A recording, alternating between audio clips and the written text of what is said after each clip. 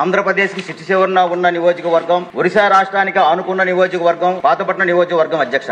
అయితే అక్కడ 2 junior civil కోర్టులు ఉన్నాయి అధ్యక్ష. ఒకటి కొత్తూరు మండలంలో ఉంది, రెండోది పాతపట్నం మండలంలో ఉంది అధ్యక్ష. కొత్తూరు మండలంలో ఉన్న సివిల్ జడ్జి కోర్టు ఏమో 2013లో ఏర్పాటు చేశారు అధ్యక్ష. అయితే ఇప్పుడు వరకు దానికి శాశ్వత భవనం లేదు అధ్యక్ష.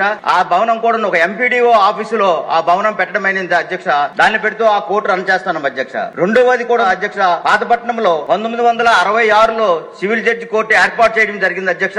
అయితే అక్కడ కూడా అప్పుడు శాశ్వత భవనం లేక ఒక ఆర్ఎంబి బిల్డింగ్ లో ఈ కోర్టుని ఏర్పాటు చేయడం జరిగింది అధ్యక్ష. అయితే ఇప్పుడు ఆ బిల్డింగ్ శిథిలావస్థలో ఉంది అధ్యక్ష.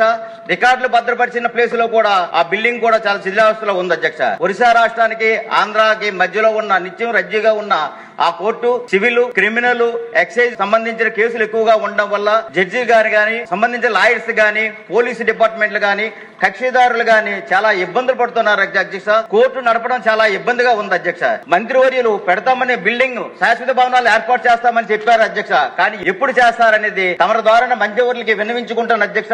అయితే చేతులు కాలేక ఆకులు పట్టుకోవడం కాకుండా ముందుగా ఎట్టి పరిస్థితులైనా ముందుగా భవనాలు ఏర్పాటు చేసి సంబంధించిన వాళ్ళందరికీ అక్కడికి వచ్చిన ప్రజానీకానికి అందరికి కూడా తగిన భద్రత కల్పించవలసిందిగా తమరి ద్వారా మంత్రివర్యుల్ని విన్నవించుకుంటాను అధ్యక్ష.